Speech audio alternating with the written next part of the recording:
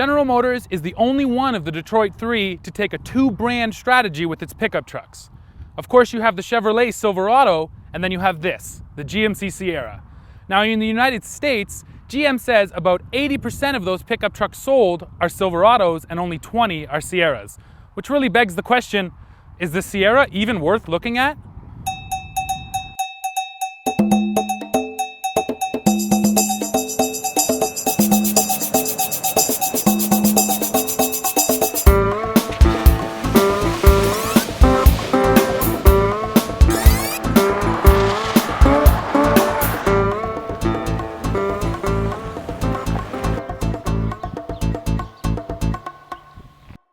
The Sierra, just like its mechanical twin, the Silverado, features the Ecotec 3 lineup of engines. That consists of one V6 and two V8s.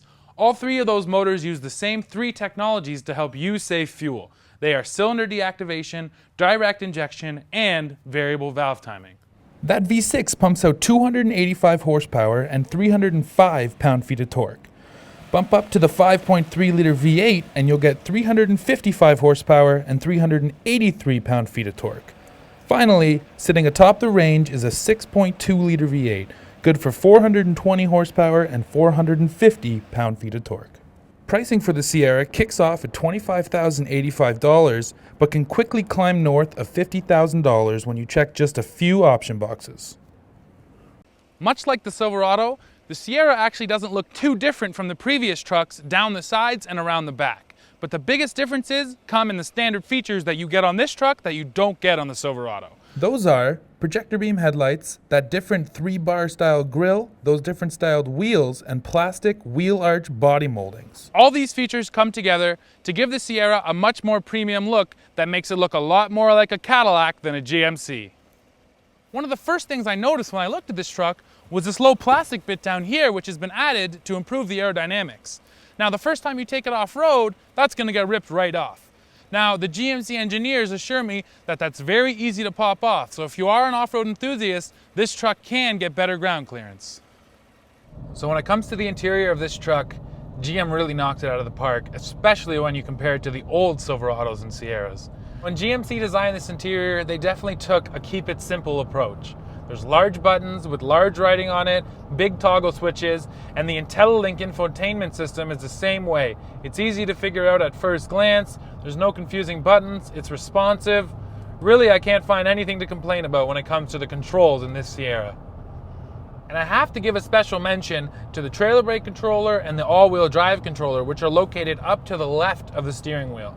And a lot of other trucks are located down low and kind of fumbly places which can be hard to reach, especially in an emergency if you need to bring that trailer back in line. In this case, it's about 3 inches from my left hand. It's super easy to grab, and if I need to get there in a hurry, I got no problems. So if I do have one thing to complain about, it's this.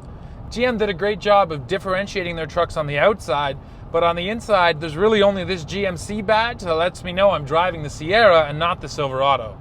Now, yes, I understand they come from the same company and realistically they're the same truck, but it would be nice to get something a little more special in this Sierra so that if I'm the Sierra buyer, I'm going to get more bang for my buck. So right now I'm driving the new Sierra with the 5.3 liter under the hood and a 3.08 rear axle diff ratio. Now I've got about 6,500 pounds hooked up to the back of this truck, and it feels okay, but I gotta tell you that the torque just isn't really there. But of course, the 3.08 is the smallest ratio. That's the one that's gonna give you the best fuel economy and the worst torque.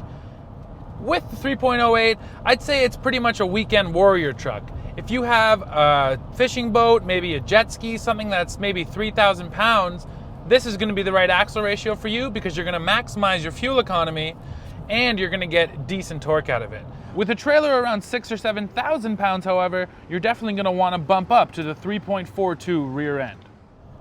Now, torque aside, the dynamics of this chassis are flat-footed and solid. In hard turns, it doesn't like to roll too much, and with emergency maneuvers, it actually stays quite flat. It gives you a little roll, but I mean, that's what you'd expect when you throw a truck like this into a hard corner. The key is when it comes back, it doesn't roll back to the opposite side. It comes back and sits flat and feels really confident on the road. So besides the fact that I wish GM differentiated its interiors a little more, on the exterior, they've done a great job of putting the Sierra a class above the Silverado. Those headlights, those big beautiful wheels, and that changed up grille gives it a much more upscale feeling that's going to attract a whole different buyer. And if I was putting my money down on the table, it's going to the Sierra.